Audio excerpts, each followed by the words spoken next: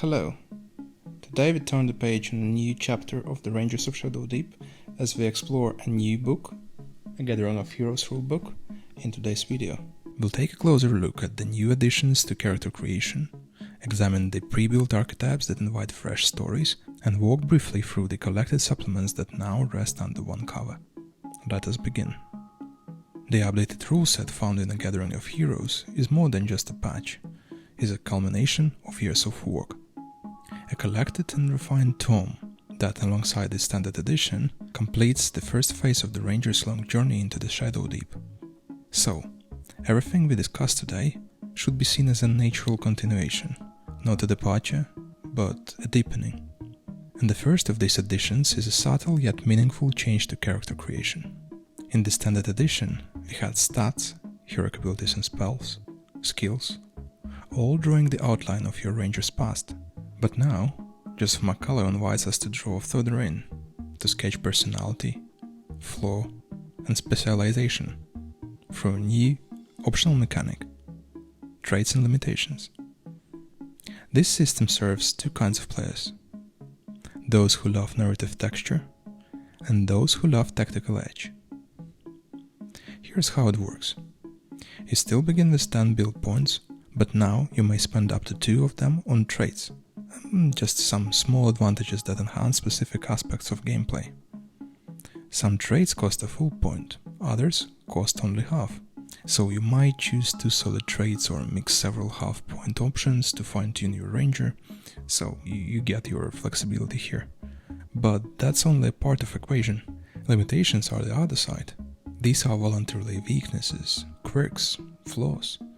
Mechanically, they give you an extra point to spend on traits and limitations pool. Narratively, they give your ranger a soul. There is no benefit to a limitation itself, it just makes your life harder. But imagine the difference. A nameless wizard with just a plain stat line and spells, or one old and frail, whose powers flicker as his strength fades with each mission. That's more than stats, that's story. The math is simple: 2 points to spend by default. If you accept one limitation, you gain a third. And with that you could build a ranger with 3 specialized traits, balanced by a single defining flaw. You might find yourself crafting a remarkably focused hero, or one with a deeply memorable arc. If you are curious how far this can be pushed, I have a separate video on the channel here, so where I try to come up with the best melee build focused on the damage and critical hits, shuffling attributes and experimenting with different trait and limitation combinations. It's a practical look on how both Standard Edition and the Gathering of Heroes interact during character creation, and might be just what you need for your next campaign, so I highly suggest you to look at it after this video. Now let's move on and speak about the archetypes. Joe McCullough shows here a clear understanding of a player's common struggle, namely, deciding who you really want to be. While much of it depends on what miniatures you have on hand, there is still a surprising amount of nuance involved in the shaping ranger.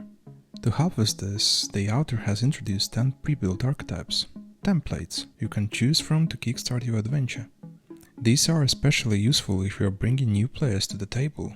Instead of beginning with a blank slate, they get something concrete to build from. So, what kind of choices do we have? You'll find the classical types, of course. The Red Hawk Knight, representing a heavy armor melee specialist, or a Wasteland Fire Sword, a nimble dual-wielding rogue type fighter. Then there are Scrollmasters of Melnot, cloaked in Ivory Tower Academia, wielding knowledge and magic, so your typical wizard with a cone.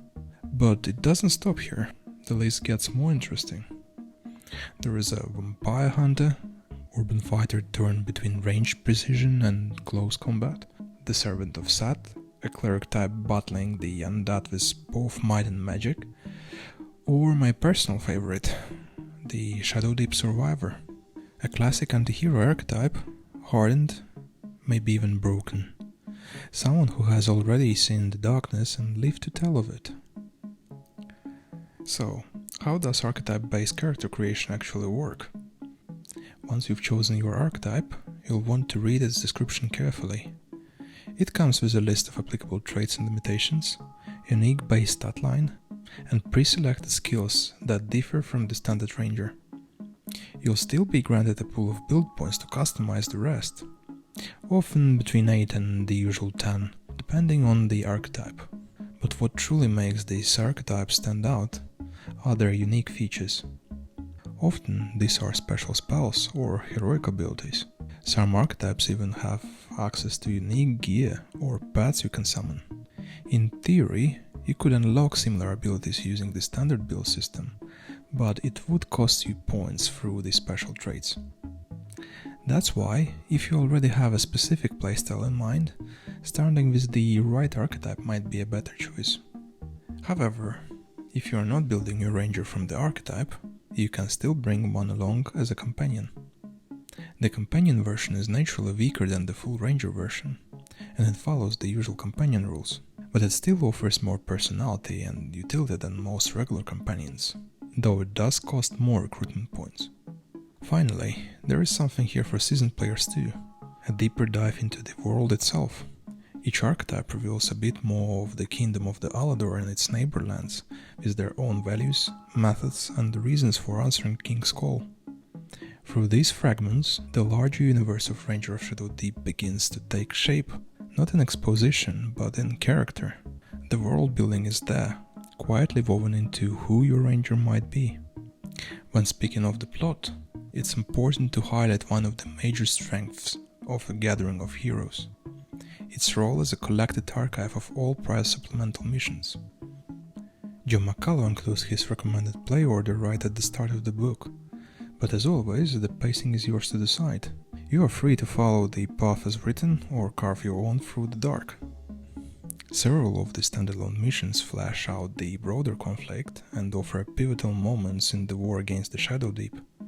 Temple of Madness and the Ghost Stone both center on bold, offensive strikes moments where your rangers take the fight to the enemy's doorstep. These missions allow you to score major victories, if you can survive. Blood Moon shifts the tone, introducing a creeping horror mystery. The scenario where trust is not a given, and your companions may hold secrets of their own. The Incinerator offers a kind of redemption arc, a solid option after a failed mission, giving your ranger a chance to recover and return. And finally, the Menagerie. That was crafted to support newly expanded pet companion rules, bringing utility and charm to your roster alongside a dedicated narrative scenario. All of this combined with the 4 missions from the Standard Edition lays down a rich foundation, enough to lose yourself in the Shadow Deep for many sessions and perhaps many more.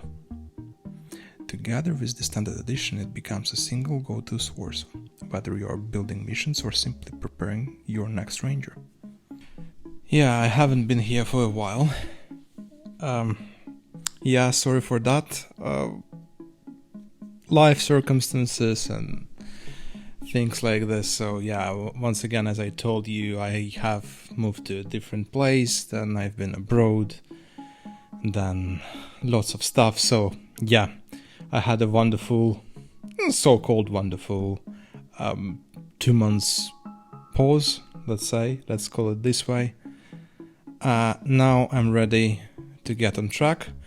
There will be one more additional probably pause in the future a little bit, but in a couple of weeks for a week, but I hope I will manage somehow through that, and then I will keep you posted and there will be no severe delay anymore. So yeah, I hope you enjoyed this video today anyway.